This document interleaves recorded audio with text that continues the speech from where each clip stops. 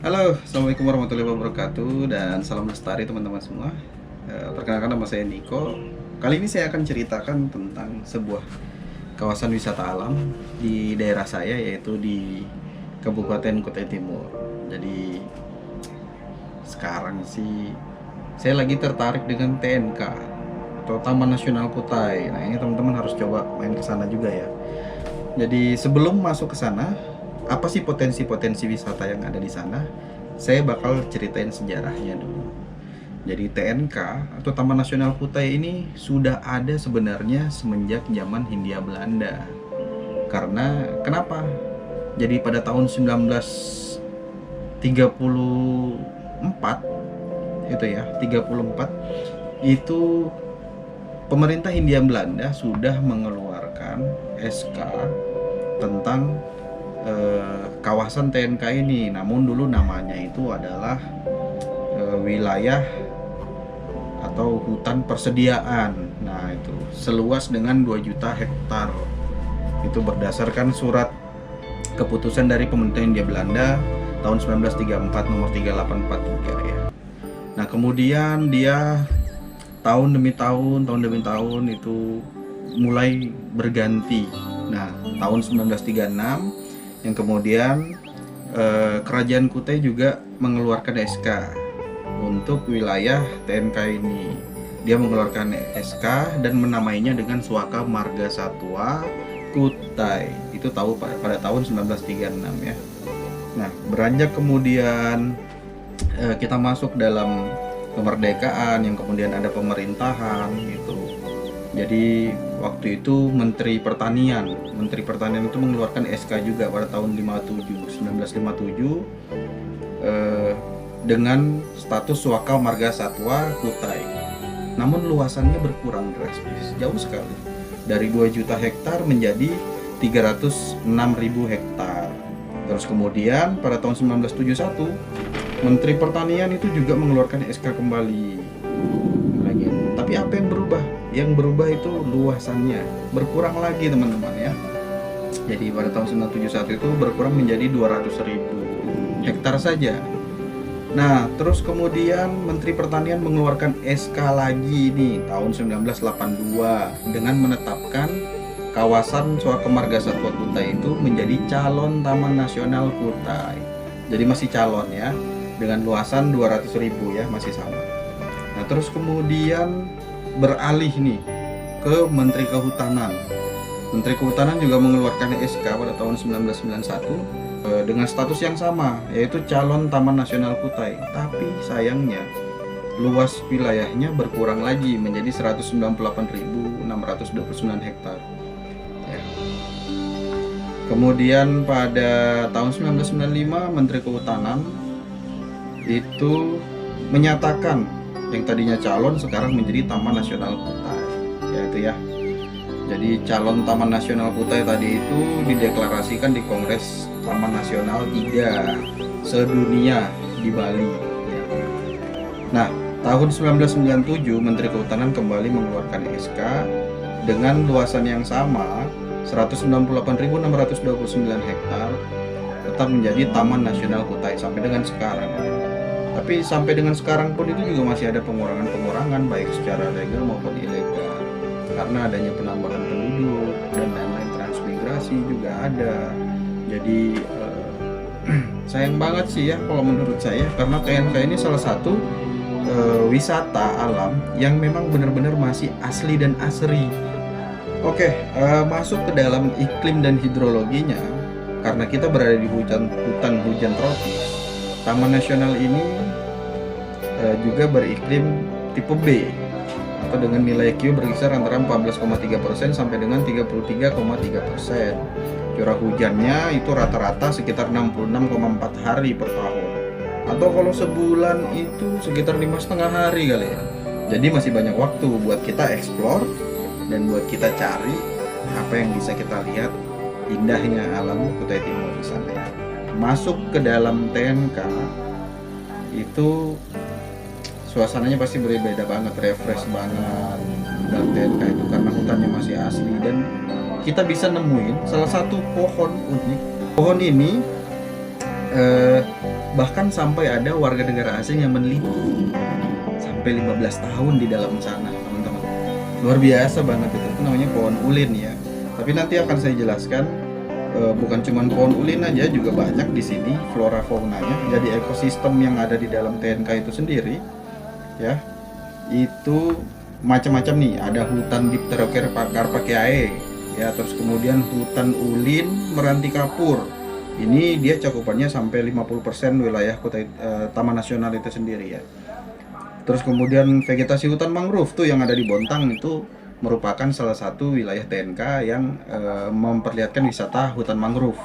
Terus kemudian vegetasi hutan rawa air tawar. Ini tempatnya hap-hap buaya nih biasanya ya.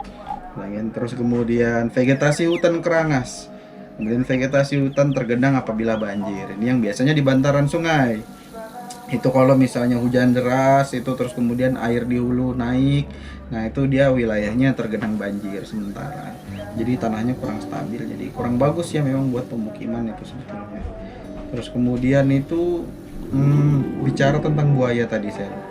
Salah satu buaya terbesar itu adanya di sini di Kutai Timur. Nah, yang kalau teman-teman main ke Museum Tenggarong, itu ada buaya tuh yang diawetkan. Nah, itu dari Kutai Timur, tapi itu udah menyusut ya.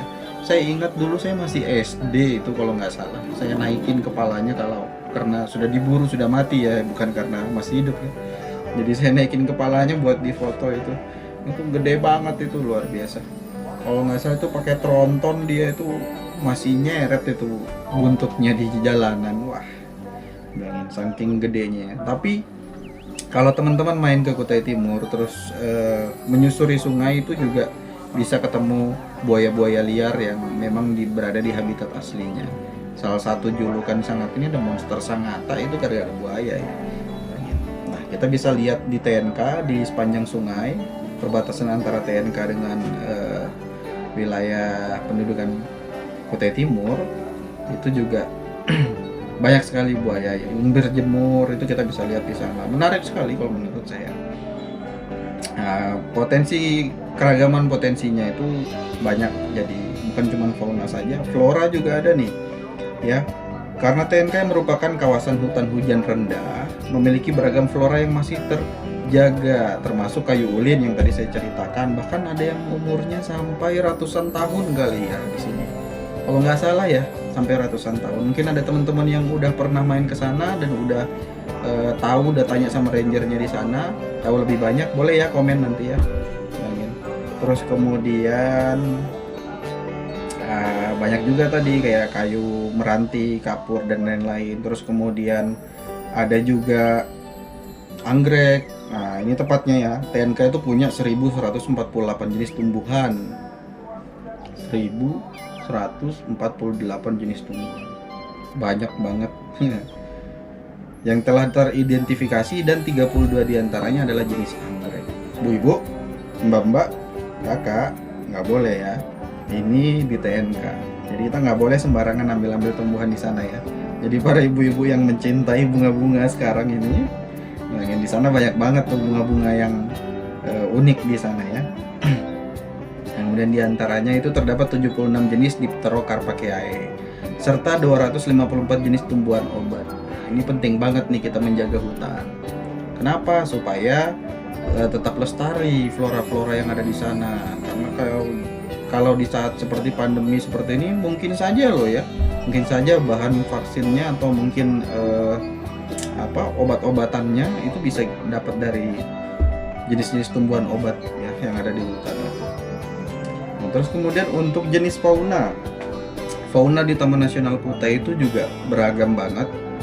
Jadi mamalianya itu ada sekitar 80 jenis mamalia, terus kemudian 22 jenis diantaranya termasuk yang dilindungi.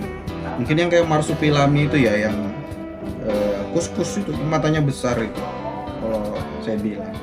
Tapi nggak tahu kalau di tempat teman-teman namanya apa ya. Gitu. Itu sering banget tuh orang masuk buat cari itu aja, tapi bukan berburu ya, berburu foto saja di sana.